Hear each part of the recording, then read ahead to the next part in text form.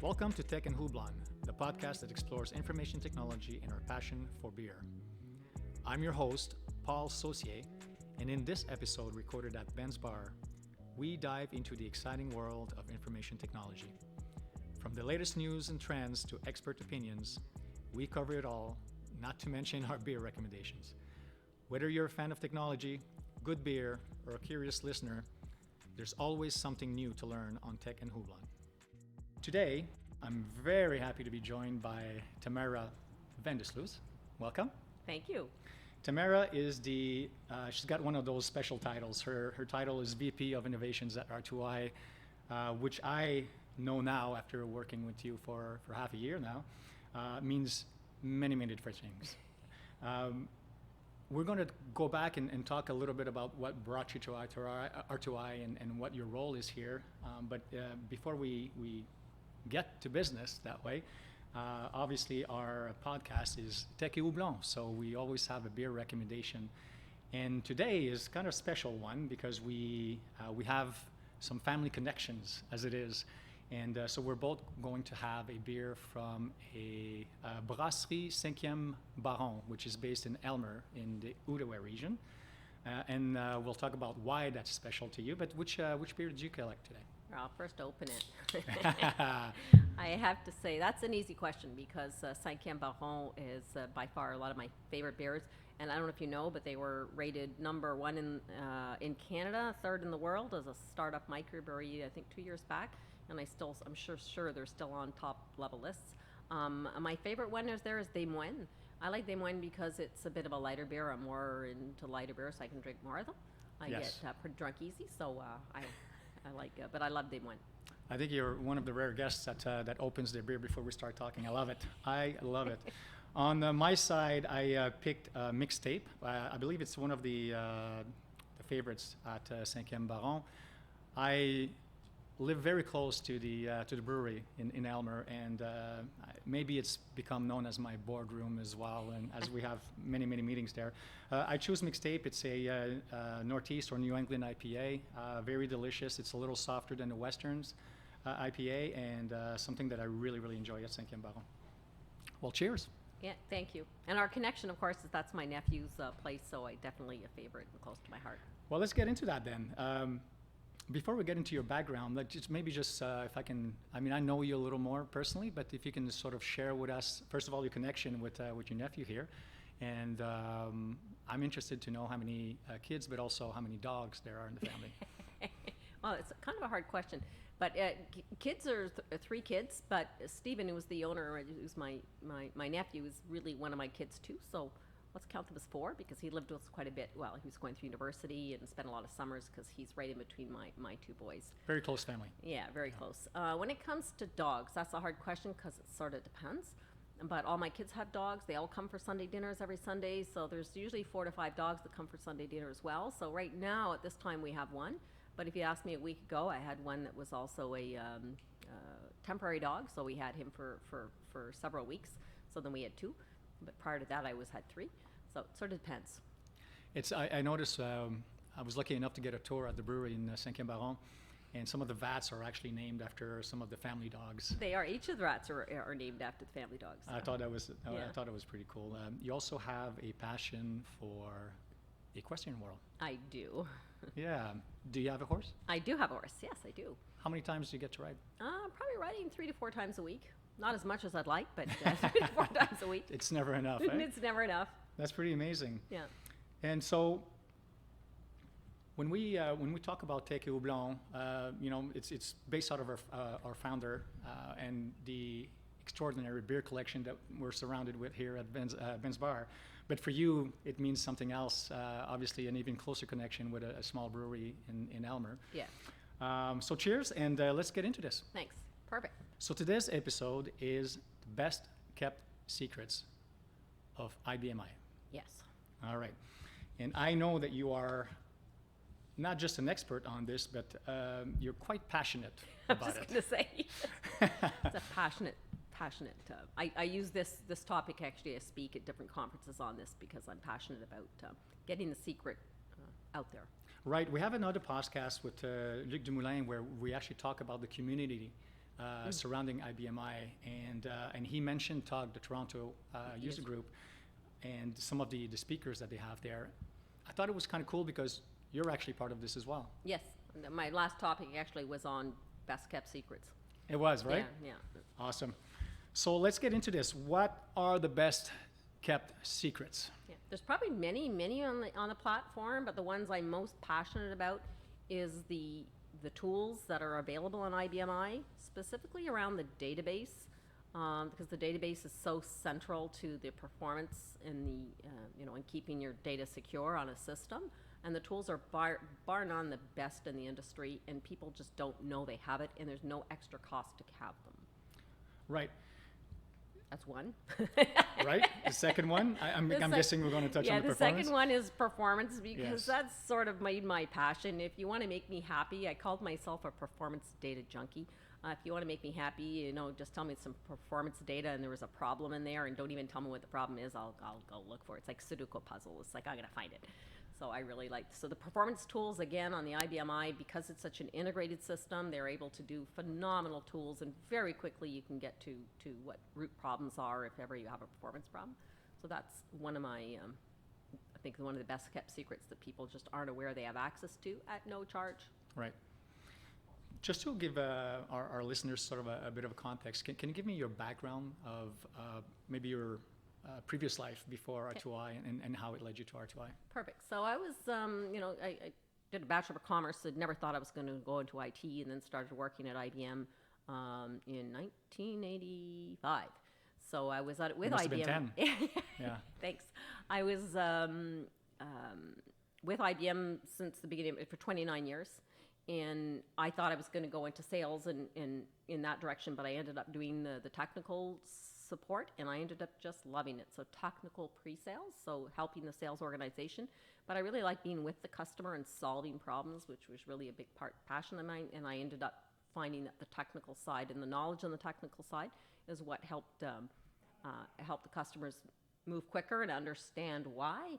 And I think I had a knack of translating the technical side into the business so that it really helps sales move along as well.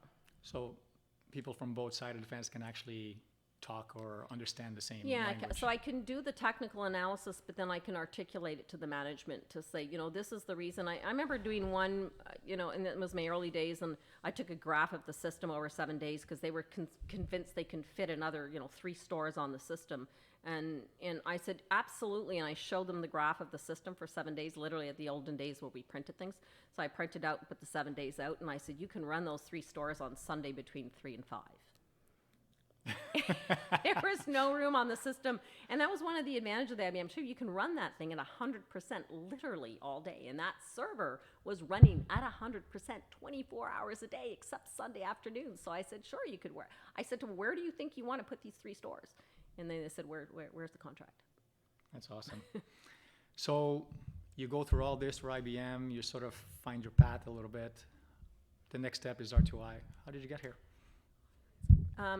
I was always spoiled at IBM, and the children really important to me. So IBM was amazing. So I was always working 3 days a week, and so I can really manage and spend a lot of time with my children.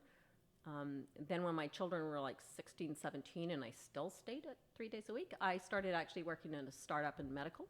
We did private biopsies. We did pathology and histology privately in Quebec, the first company to do that. Absolutely loved the startup was the point. And when I had the opportunity, when I left IBM, which I was ready to leave IBM, I really wanted to work in a startup. So it was with R2I. I said, let's do something from the ground up in my passion of IT and IBMI, and let's do this right. We learned from our founder, Benoit, in one of our previous podcasts. There was basically 3 co-founders between you, Benoit, and Fred, I believe, right? Yeah. You guys, did you guys work in the garage like most startups? Well, we started in Benoit's basement on a whiteboard where we, thought up the name of R2I and what the concept was. In the early days, we basically lived off the consulting of myself and Fred, because we're both technical, hands-on. We both have the attitude we want to be with the customer. If we're not with the customer, we're guilty of that now that we're more in the. I was going to say it's still true today, right? It's still true today, Yeah. and both Fred and I continue to get beat up because it's always customer first, and they're sometimes saying, well, it should be R2I first sometimes. Yes. And we still have this habit of being always customer first, but they're never, at this point they're not going to get that out of either of us, so they're going to have to live with it. I think if we do that properly, the customer thinks of us first, maybe. Maybe that's how it works. Very cool. And now VP of Innovations. Okay, so basically the title came from Benoit not knowing what to call me because I'm a little bit all over the place and I wear a lot of hats. So he said, well, let's try this one.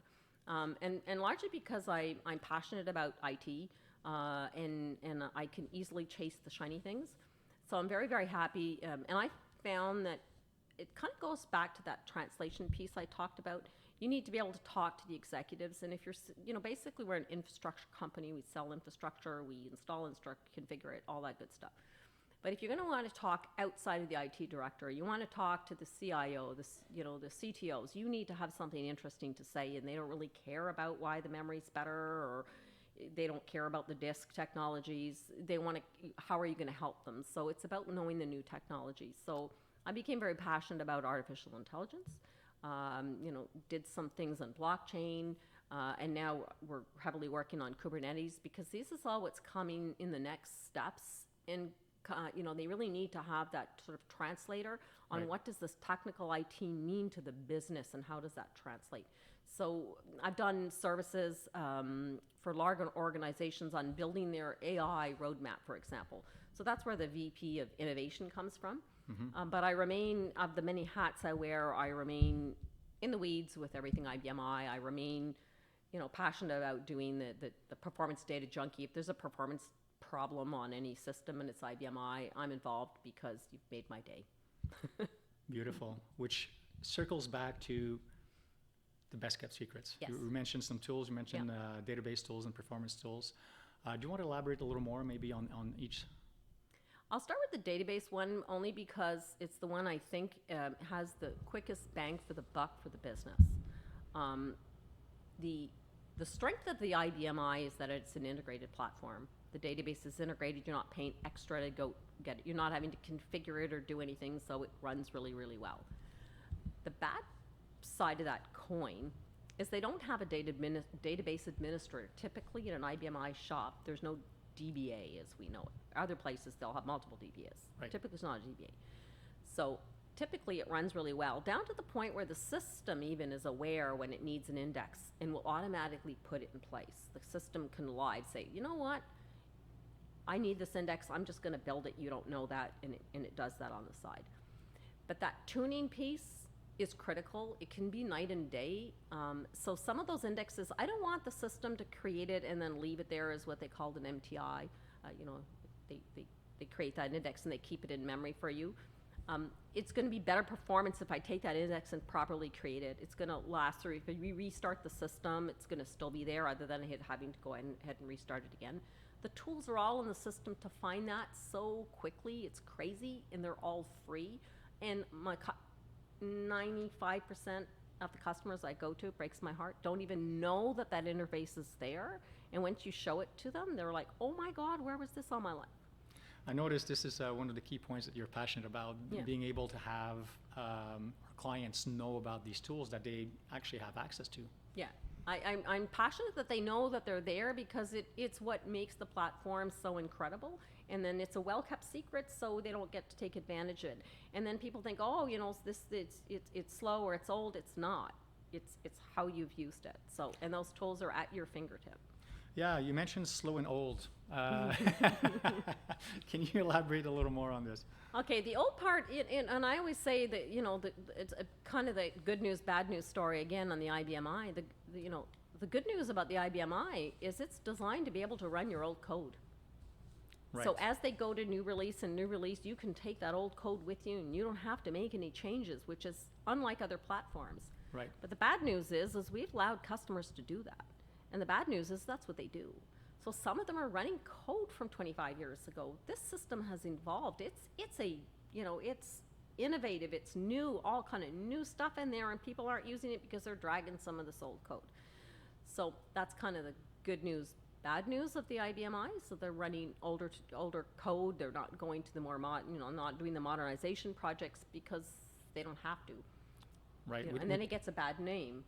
We touched on this a little bit in a prior podcast, and I think the term we used was like out of sight, out of mind, because it doesn't create any issues. You kind of forget that it's there and that you still have to maintain those processes throughout that software. Yes, and you still want to be using the AI. You want to interfaces. You want to be using the new technologies that are out there and interfacing them into the application, which is totally what you can do. But people don't always do it. Okay, so you mentioned a key, well, 2 words here: fine-tuning. Yes. Obviously, that's what the tools are meant to be.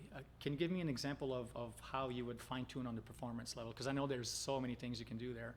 But just a couple, maybe use case. You don't have to mention anybody, but just sort of real life situations where you're able to fine tune.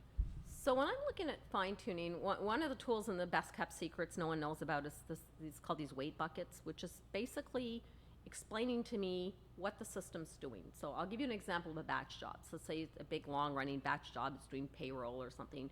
It's crunching away and it's running for 2 hours, and suddenly the customer says, oh no, I need that to run faster because I need that finished to start another job. The wait time signatures, I can literally graph that job in like 3 seconds. I can, in 3 seconds, graph the job, and I can tell you exactly what it's been doing, at each of these intervals, that it's spending most of its time in the core. It's spending most of its time doing disk writes or disk reads. And as soon as it gives me that, I know that I'm going to go in, let's say, if I look at this job, and I've seen it, it's spending all its time in locks. I can see that in this. I can literally see the runtime saying you're spending 80% of your time locking on the database. Let's go see what's wrong. So in a very high level view, in literally in like 3 seconds, a customer can look at the runtime of the batch job and say, this is where I'm spending my time. And then you go deeper into each of those sections, which is really easy to do. I'm not sure if I answered your question because I went off on my wait time signatures, which I love. No, that's great. I can, I know enough customers' systems. When I talk about it, I see it like a heart rate, heart rate monitor. Everyone has their own signature. I literally know the signatures of a lot of my customers' systems. So I can look at a signature and I can say, that's customer ABC, that one's XYZ, just by looking at the wait time signature, because each of them have their own signature, high on the CPU, high in the memory. When you talk about tuning, I want to make sure that I'm leveraging that hardware. Hey, John, I'm looking at your heart rate. Something's not normal. Exactly. I can tell you right away when something's changed. I had a very large customer come to me and say, we changed, suddenly we have this big performance problem. And they say, we changed nothing, which is, you're going to hear that all the time. We changed absolutely nothing. So I looked at these wait time signature graphs, and in 3 seconds I said, well, you changed something on Friday afternoon at 3 on your production system. And by the way, you did the same change on your development system at 10 a.m., which is a bit odd, by the way. If you just change it at 10 a.m., you should probably have done some more testing. And their face just dropped, and they went, that little change? I go, yeah, that little change is what killed you. So then they were able to very, very quickly, because I knew that suddenly the behavior of the system changed based on these wait time signatures. If I would ask you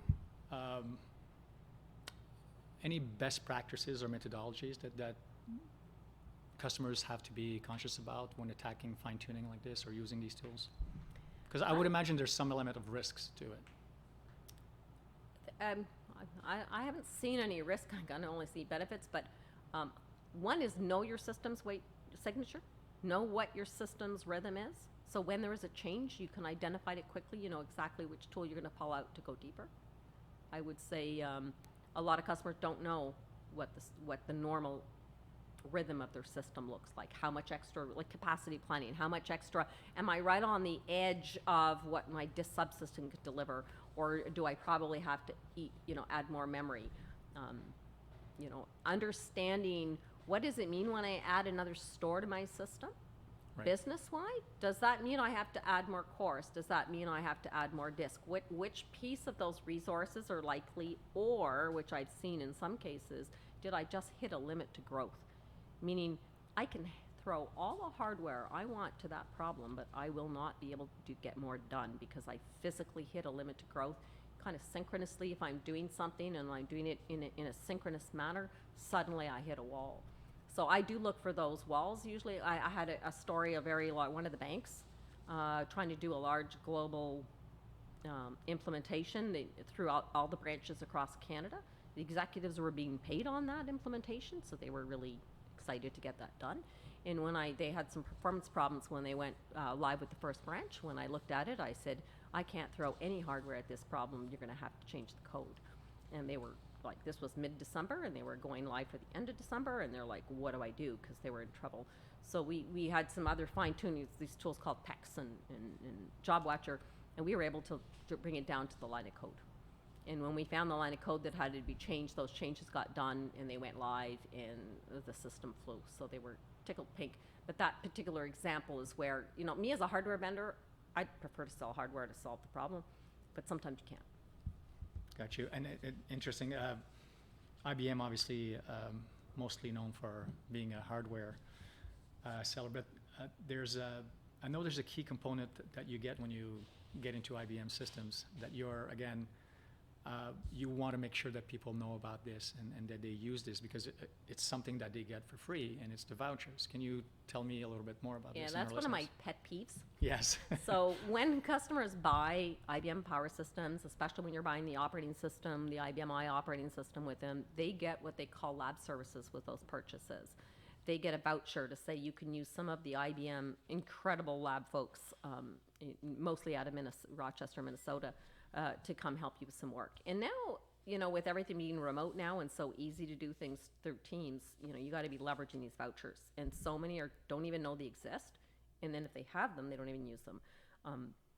Typically, it's about 3 days of services of one of these top-notch people. So an example of me using a voucher was recently, back in December, a customer, I'd done a go live. It was about the database specifically. Get the top-notch database guy, on a Teams meeting for an hour and a half, and we recorded the Teams meeting, and he basically showed them how to use these tools that I say no one knows about exist, how to do the approach. But all that Teams meeting, the recording that we did, could then be leveraged by other people, and more importantly, leveraged when they forgot. Because the issue with these great tools is that it's typically the admins.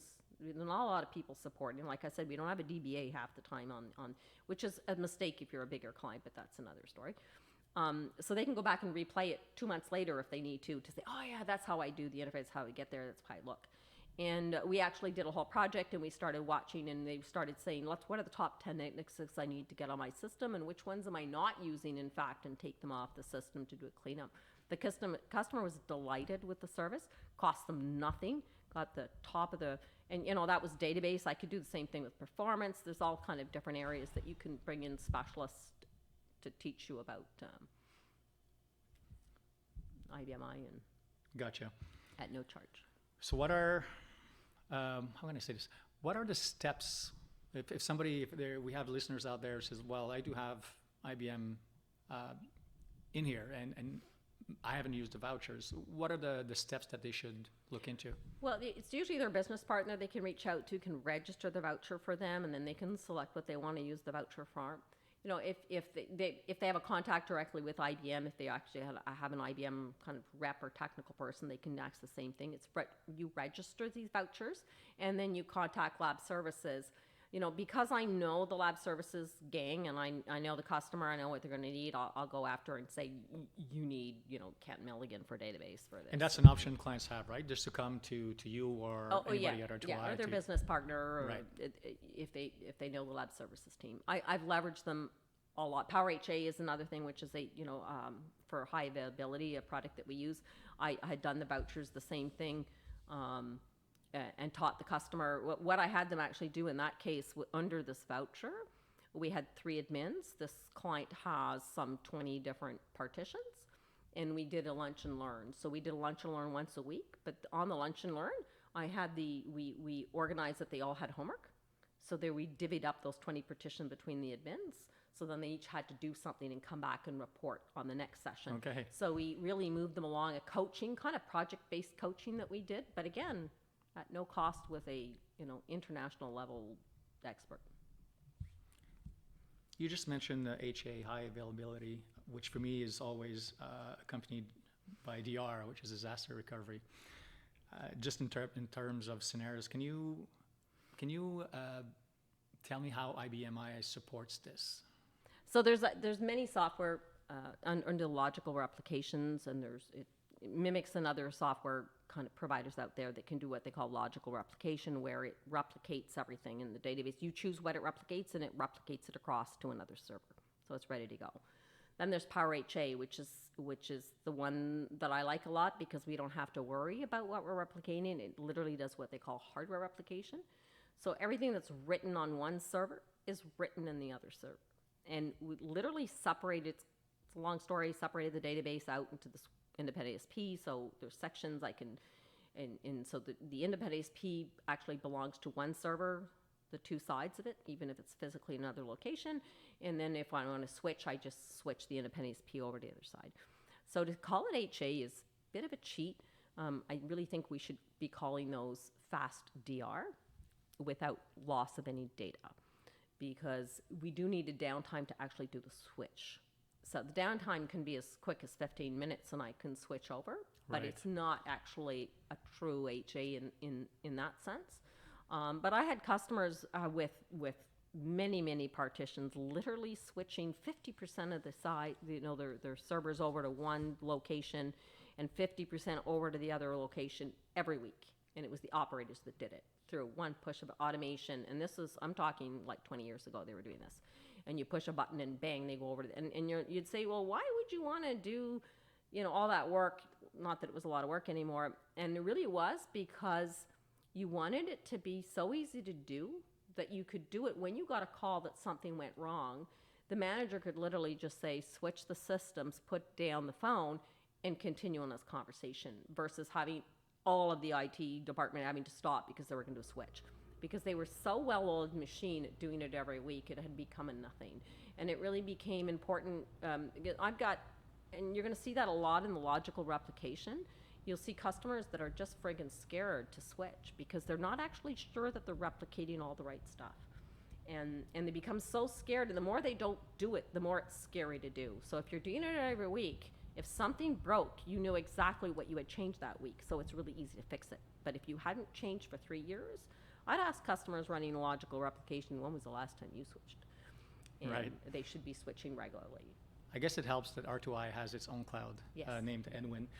When we talk about these best kept secrets, is that something that we do? Because I do know we have obviously IBM Power on our cloud as well. So do we employ some of these tools or all of them? Yeah, we employ all of these tools, but I mean, we're running customers' environments. So if they want us to do those tools, we can deploy them easily. And a lot of them have performance analysis included as part of their managed service offering. Whether we sell the server on-prem or, well, wherever we're running it within our cloud, we could do the managed services on either way. And I do believe it's a well-kept secret that IBM I runs in a cloud environment. And R2I is probably, and I think it's also a best-kept secret that IBM, that R2I or Edwin is probably the largest Canadian cloud running IBM I, and probably the most certified. And I would say that's another well-kept secret, but not under IBM I, sort of. Okay, great. Tamara, I'm running out of time here. I could keep you here for days on end. Is there anything else that you would like to add in terms of best secrets, or because again, I see the passionate side of you. Yeah, I guess a newfound secret that I've discovered that customers are not using is something called the new nav. If anyone manages an IBM I, they're using what they call IBM I Navigator as the interface. And the new nav, a lot of people aren't using it. And if you've got more than one server to manage, the new nav really makes that easy. Great graphs.